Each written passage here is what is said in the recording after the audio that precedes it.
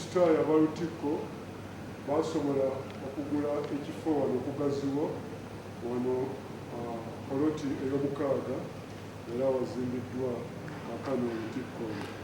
Mu mwaka 2004 batendekebwawo olukiiko oluzimbi ne lutandika omulimu ogw'okuzimba Lutikko nga bukulemberwa ekiseera ekyo omugenzi Ssaabalabirizi Livingstone Mpalanyi Nkoole.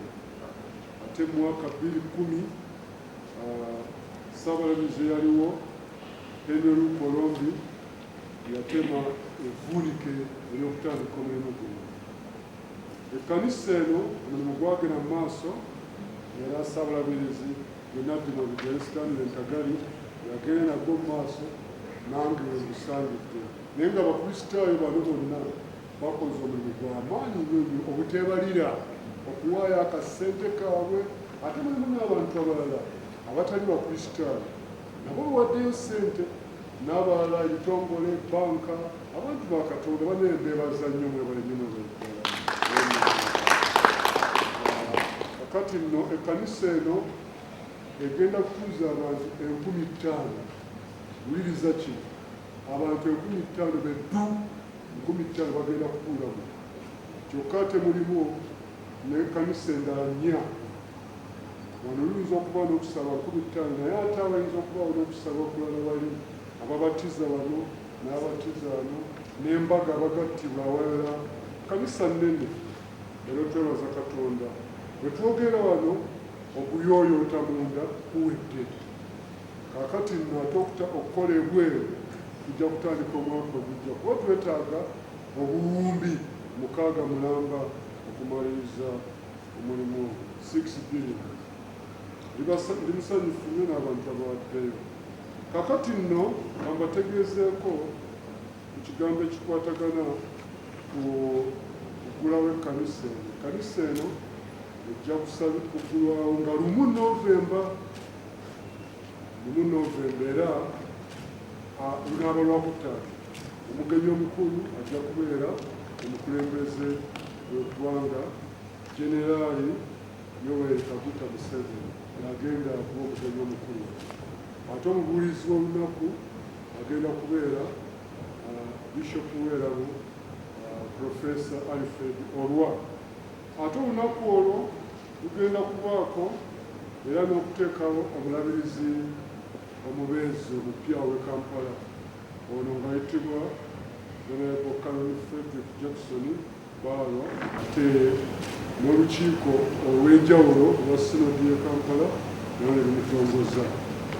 Ate si ekyo olunaku olw'okujjukira obukulu bw'okuyingira Lutikko, omulala yandyebuuziza lwaki ebintu ebyo byonna babitaddewo kafukunya ku lunaku lumu? Luno lunaku lwakujjukira lukulu nnyo lwa byafaayo. Okuyingira ekkanisa eno kali kwoleka, ndowooza yagenda okubanga esinga obunene mu Uganda, kali kwoleka abantu 50,000 beddu. Kale nno tugenda kubaako okugiggulawo, okuteekawo omulabirizi omubeezi, ate tugenda kuteekawo ne bakkanoni. Bakkanoni bano